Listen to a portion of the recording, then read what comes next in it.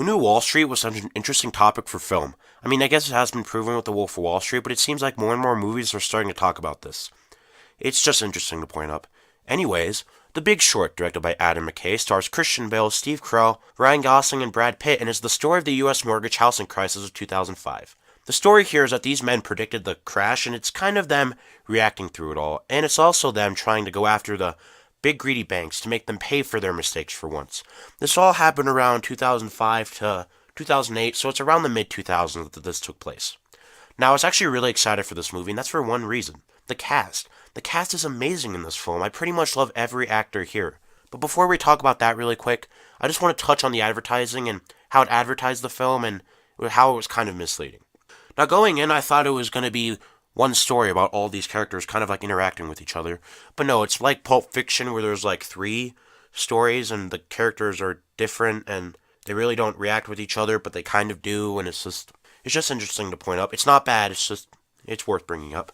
Anyways, now to the performances. Christian Bale in this movie was pretty great, and it's great to see him not play some playboy millionaire, but it's just interesting to see him play a character that really just has struggles. He really doesn't understand people and human behavior. All he really understands is numbers, and all he really does is work.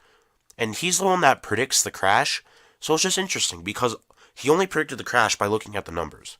But that's all he does, though. He just hangs around in his office, plays drums on his legs, and just listens to heavy metal. That's really all he does, and he really doesn't interact with humans unless he's forced to.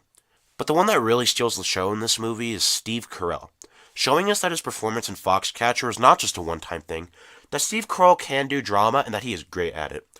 Before, I was worried that Steve Carell would just be known as Michael Scott from The Office, but thank goodness that he's proving us all wrong, and that he can do these dramatic roles, and he can do them really well. I'm glad he's breaking that mold, and it's just awesome to see. Ryan Gosling is basically just the narrator in this movie. He literally just turns to the camera and tells the audience what's happening. It's not bad, I just wish he had a better role and kind of add a little bit more to it. And Brad Pitt has a small but noteworthy role. He doesn't do a lot, but what he does is pretty interesting, and it's always great to see Brad Pitt. Now, one thing I was worried about going in was the dialogue and the writing.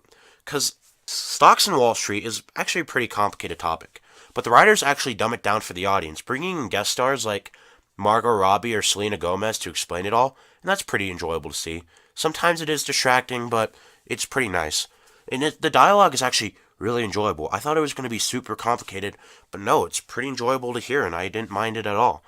And a lot of the dialogue is just numbers, but it's not a bad thing. Now, something that either makes or breaks the movie for a lot of people is the direction/camera work. Some of it kind of reminds me of The Office and Parks and Rec, with like the handheld camera, or the camera just following everyone around.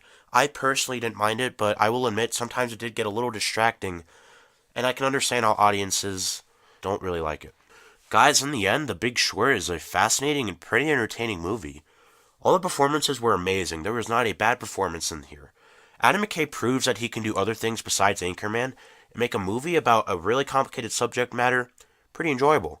The camera work and direction does kind of get in the way, and it is kind of distracting, but if you can get over that, guys, it's a really enjoyable film. I give The Big Short 8 celebrity cameos out of 10.